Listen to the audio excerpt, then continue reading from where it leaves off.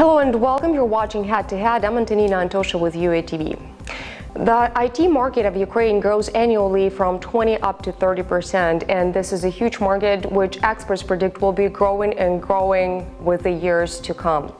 Now, the difference between creating a product and putting it into mass production or getting people interested in it is very huge. And to have a more precise conversation about this, we're joined by three very knowledgeable speakers today. First, this is Scott Sehlhorst. He is product manager and strategy consultant, a lecturer at Dublin Institute of Technology. There is Yuri Gaiduchok, who is the head of business analysis and product management. And there is Anastasiya Markuts, who is the academic director in technology management program at Lviv Business School of Ukrainian Christian University. Thank you for coming and thank you for joining.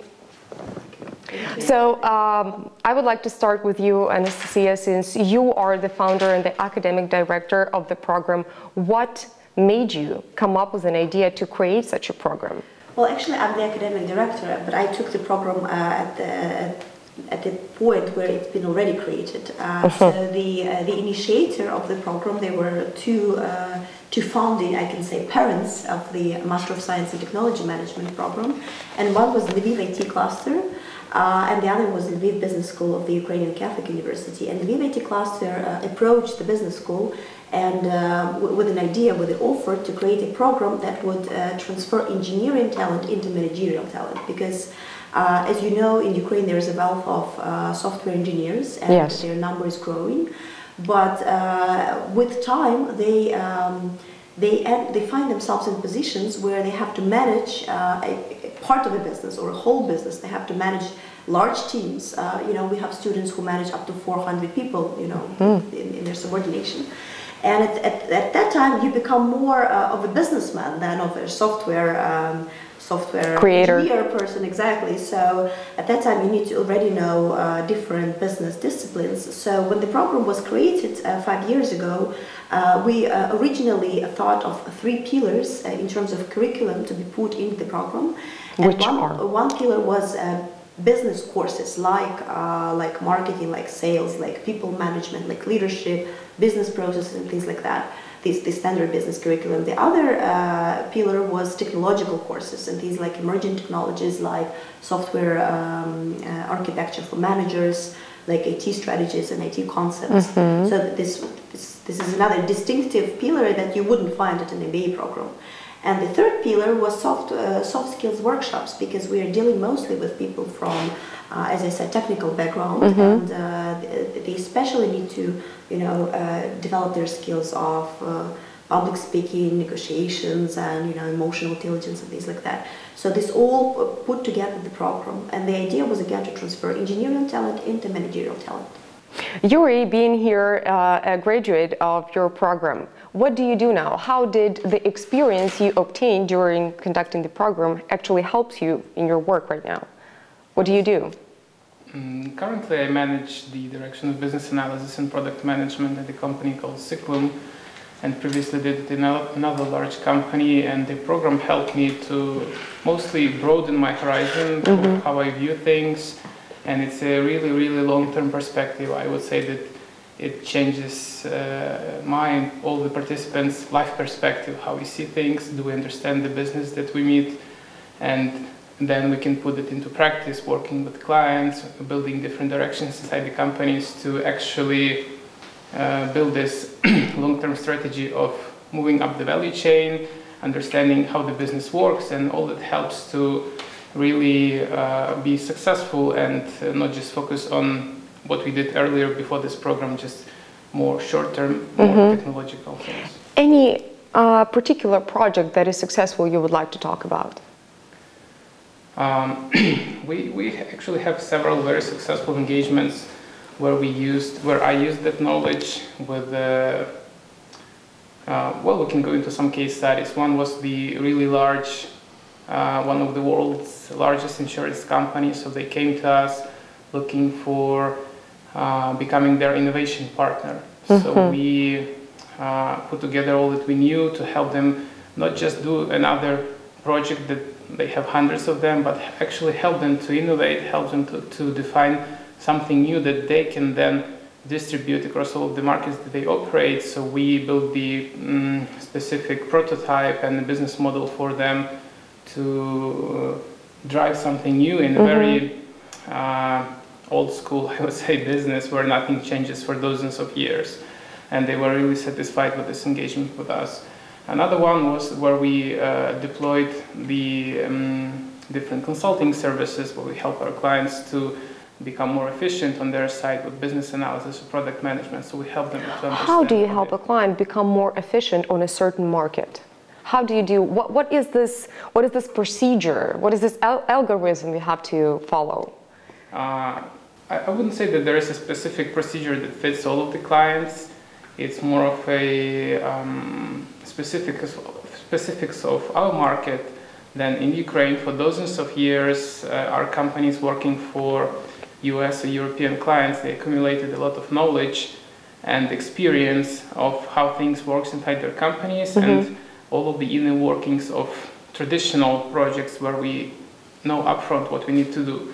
But now we past that period, and we all want, at least lots of analysts and product managers in Ukraine, they want to move further. So they learned all of the modern trends and new approaches and techniques and methodologies, and now we can work with clients in a way when we ask them about their specific needs and goals that they have, and we are able to suggest what they don't see.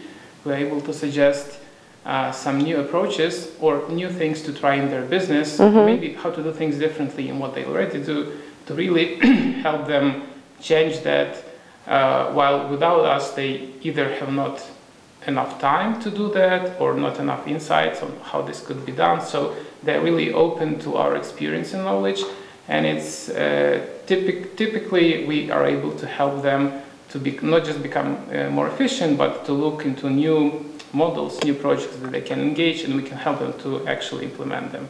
So it's a custom process per each client. We identify the needs that they have. We try to help them to formulate the goals they would like to achieve, and then we select from all of the portfolio of methods and accelerators and parts of our own experience. We just build a specific plan, how we change the processes inside their company, how we can help them to implement some things, and then we just execute that. How long does it usually take to do all that? Obviously, it doesn't happen overnight or over 1 week. It could be a process that could take up to years. So in general, I mean, I understand that it's hard to talk about every company in a simple way, in the same way, but still, overall, in general, how long could it take for a medium company to actually become successful on the Ukrainian market? You mean? While conducting your services, while cooperating with you?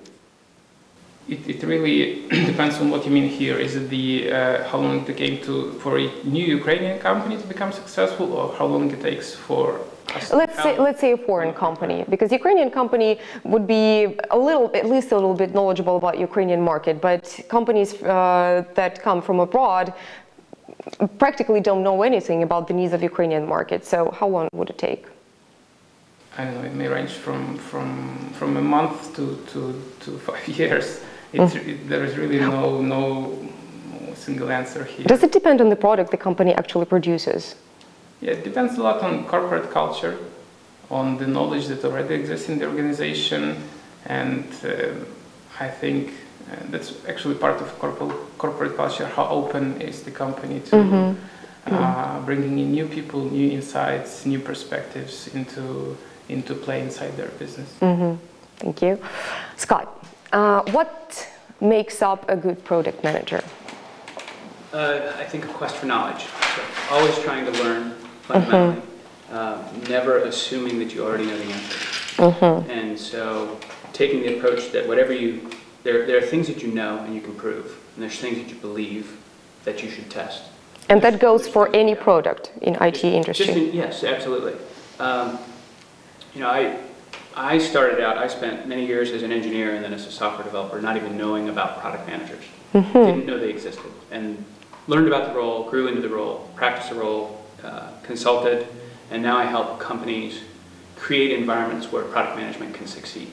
Because what does the product management do for the company? Fundamentally, a product manager helps a company understand what products they should be creating. So the company's got a strategy. And one of the ways the company makes that strategy come to fruition is by putting products in market. Do you need to evaluate the market first? How do you do that? How do you get to the personal data? You do it sort of top-down and bottoms-up, right? So there's broad trends. There's first principles, like forces of nature. You can look at the evolution of technology that's sort of predestined to happen. You can see electrification moving into cars, autonomous vehicle driving. You know, you can project the dynamics of change that are going to happen at broad levels, and you can anticipate the kinds of opportunities that will create, where there will be problems worth solving or new needs that will emerge as part of the changes in these landscapes. So that's the top-down view. From the bottoms-up view, it's about understanding people. It's empathizing and getting a good handle on the things that frustrate them or the things that excite them, and finding ways to alleviate pain or achieve gain. And so through those interactions, you can find the opportunities. Here are things that people care about doing that are aligned with our business, and here are things that aren't aligned. And so part of that from a strategy point of view is to say, that's a really good idea and we're not going to do it. Right? To help a company focus their efforts on one thing at the expense of another, in order to make sure that they don't spread themselves too thin and fail at both. What would you say are the desires of Ukrainian market right now? I don't know. I haven't spent enough time here to really know. The one aspect I do have some insight into, looking at you mentioned the growth in the IT space, through IT Arena and through working with the Lviv Business School, seeing the interest in moving up the value chain. I like the way you described that, of moving from, instead of being people who do really good work at whatever somebody asks them to do, to moving the next step up and thinking about what is the work that somebody should be doing, and then doing it, right? So you move up, it's actualizing, it provides a lot more value, and I see that as a need being expressed within the IT community within the Ukrainian market. And beyond that, I really don't know yet. Yuri, the same question goes for you. Would you be able to evaluate what kind of problems or needs or requirements does Ukrainian IT market have right now?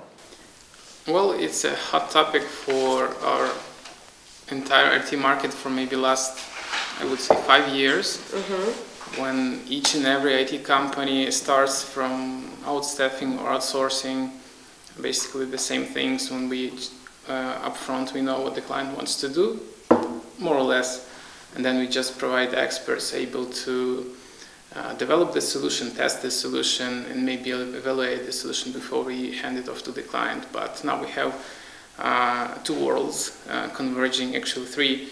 The Ukrainian IT companies that for dozens of years did this, so we know how to do that, and we want to move to the next step, which is helping clients to choose the direction, not just giving us the execution job. The other part is that we had a very small product management community and market in parallel to outsourcing, but it was either focused on small, in terms of revenue, Ukrainian products or sister region products, or maybe they're working for clients abroad, but again the percentage was very small. But now the interests are converging, and those two groups are mixing up with IT companies trying to develop this expertise of helping clients to understand the direction within their product management, helping to execute that on the level where we have more control and more risks on our side. And now the clients are more open to giving this, partially giving this to Ukraine, where they saw that we are able to execute solutions quite well with high quality. Ukrainian culture helps here a lot. So we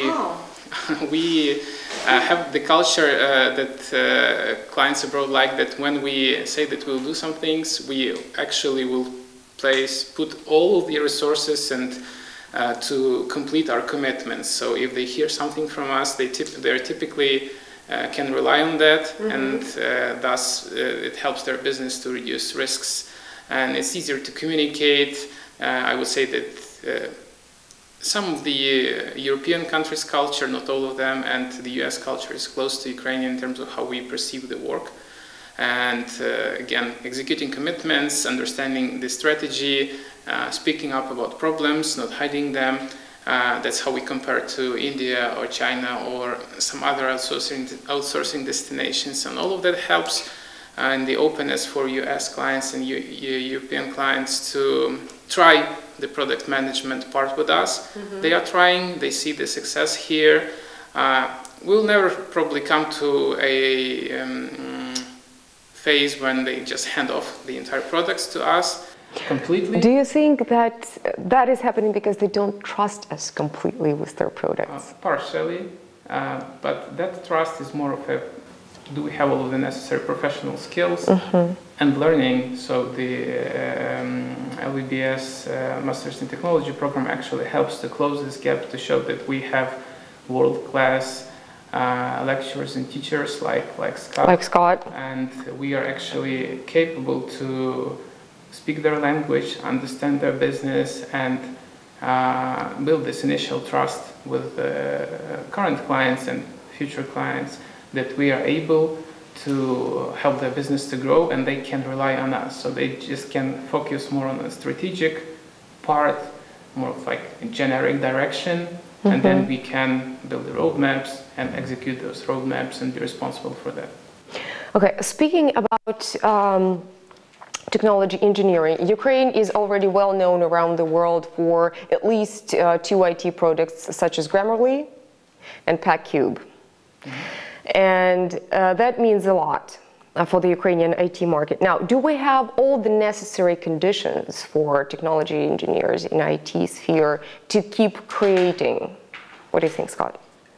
I don't see any reason that we would have any problems doing that here. Right? I mean, it's everything is moving so fast globally that everyone is running full speed just to keep up. And so things that are changing everywhere, and it's not like there's a situation where the leaders have pulled ahead, and because maybe we didn't start here first, that people started in Silicon Valley or somewhere else, that you can't catch up. You can actually, there's a fast follower advantage.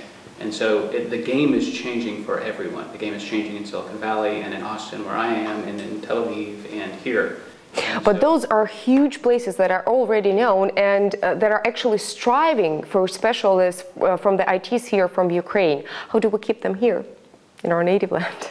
Well, if I can add to that, sure. I think one of the few things how to keep talent here is create IT product companies, because just you know, the students in the program come from both outsourcing, outstaffing, from actually outsourcing, outstaffing, and product companies.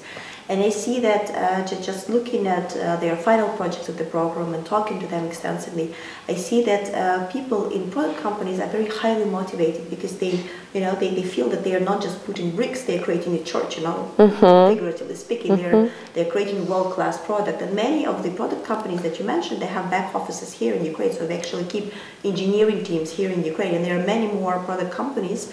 And actually, Scott's class is taking place in one of the biggest Ukrainian product companies called ZEO Alliance. They have a multitude of products. One of them is MacKeeper that they're most known for, but we'll be using their small electric guitar, really tiny mini guitar. Tell me about it. It's a new product. Tell me all about it. But it's in the process of, it's coming to market soon. So we'll be using it as an example, and the groups, the 25 students in Scott's class, will be working with that example. So Scott will be giving them theory part, and then they'll be doing practical part, theory part, practical part, based on that real Ukrainian product. On one product created in Ukraine. Why did you choose this product particularly? Well, to me, it was really an opportunity for ZEO Alliance and LVBS to create a tighter bond. And when we talked to Yuri, one of the founders, around his interest in fostering the product management community in the area, it seemed like an ideal opportunity. And what we cover in my program is really creating an environment that helps people think about product management decisions in the right way, because it's fairly complicated. What is this environment? What if I want to be, or I want to create the environment for the team of effective product managers? What should I do? So the approach I recommend is really one about reducing risk. If you look at startups, fewer than 1 in 100 startups succeed. Right? Most of them fail. Almost all of them fail because people just say, "I have an idea. Let's go do it. And if it works, great." And so what I do is bring in just a few simple framing questions. Who are your customers? What do they care about? Can you solve their problem? Who else can solve their problem? And how do you make your product better than the alternatives? And so I provide them with some tools to help answer those questions and organize those answers in a way where they can build a strategy that says, this is what we'll build. This is what we'll build first. This is how we'll learn from what we build first. And this is what we're going to build eventually. So basically what they need to do is firstly go to people and ask them if they have any problem and if they actually need a solution to this problem, because some problems don't actually need solutions. They don't need solutions, or they don't value the solution very much, and so then the financial model doesn't make sense. Right? So exactly. These principles are just, they're like putting up guardrails that remove risk from the program, that make you more likely to succeed with whatever product you're building. And so that's what we're helping as part of the Masters in Science and Technology Management program, is to set up the scaffolding that allows you to, as an executive and as a leader, ask and get answers to the important questions about whether or not you should invest in that particular product, whether or not that particular product manager's strategy is a good one. You can look at a particular market and see if it's commercially viable for you. You can contrast it with your competitors and be honest by looking at your own capabilities relative to your competitors and say whether or not you believe you can outmaneuver them in the market. And if you can't, you find a different market. Right? So asking these kinds of questions up front, there's a brilliant guy named Jeff Patton who talks about paying to learn versus paying to build. Right? Okay. A lot of the conversation that comes out of Silicon Valley area, they talk about failing fast. You go out and you build something very rapidly, and then you put it in market and see if it works. Well, that's pretty expensive when you have the opportunity to do some investigation up front and find out if something's going to work. Put together a thesis about whether or not something is likely to succeed before you try. And it might be unlikely, and you might choose to try anyway. You can manage the risk of your portfolio of investments that way. So Anastasiya, basically that's what people who attend your course learn to do, if I'm not mistaken. Exactly, and that's the reason actually 2 years ago we have, the program is young, as we mentioned. 5 years. 5 years, okay. But we always keep re-looking at the content that we have, you know. We also try to find our product market fit, and we're listening to the audience, to the feedback, and you know, we play with different courses, we add them to the agenda, we make them, you know, we add them as elective courses, and then we put them mainstream. So in the past year, we've added courses like digital transformation of businesses, we've added product management, we've added technological entrepreneurship, we've added marketing and sales courses to the program that were not there before. And one of the reasons here is also to help, one of the few reasons is to help Ukrainians understand how the client companies build their products and take them to market, and try to build their own products if they wish to. But to give them enough knowledge and skills to at least show them direction, to provide them further literature, and to empower them with practical exercises in the classroom to help them build if they want to. Because I mean, it's good planting beetroot, figuratively speaking, but at some point you just need to enter more, you know, move up the value chain on a higher level, and start doing more intellectual work, including that, you know, like figuring out a market and how to serve that market with a specific product is a very difficult job to do. And I'm sure that talent-wise Ukrainians are capable to do it. They just need access to the market, to the end users, and feeling of the market, actually the number of problems and the you know, amount of problems and the ideas how to solve the problem. So you need access to the market. And secondly, you need the knowledge set and the skill set and the, you know, this specific ways how to build this ship, you know, as Scott said, and that's what Scott will be doing this week in Kiev at their Alliance with Master of Science and Technology Management students. Scott, do you plan to come back to Ukraine with one of your courses again, ever? Yes, absolutely. This is my second time with this class. So. Okay. So you plan to be a part of this program for many more years, or Yeah, absolutely. As long as it's still working. We're privileged that Scott is teaching at Dublin Institute of Technology at a specific master's program targeted at product management. So it's called Master of Science in Product Management, right? Right. And Scott is teaching also with us, and he's besides that he's doing a lot of consulting work with very famous brand names in the United States and worldwide, and we're very privileged that we can have Scott. It's already Scott's second time this year that he's coming to teach a course in Ukraine. That is great. Hopefully you come back to Ukraine many more times. Who is the perfect candidate to attend the course, Anastasia? The perfect candidate for the MSc in Technology Management is a grown-up, first of all. We don't take, I mean, in Ukraine, when you say master's program, you immediately think 23-year-old. So normal graduates from universities are banned from entering the program. It's possible, but just the average age in the two previous groups has been 31. So the average, but we have 20-something to 40-something is the span. In terms of age. The ideal candidate has technical background, so they graduate of, applied math or Polytechnic University, and they've grown from software engineering probably or other technical field.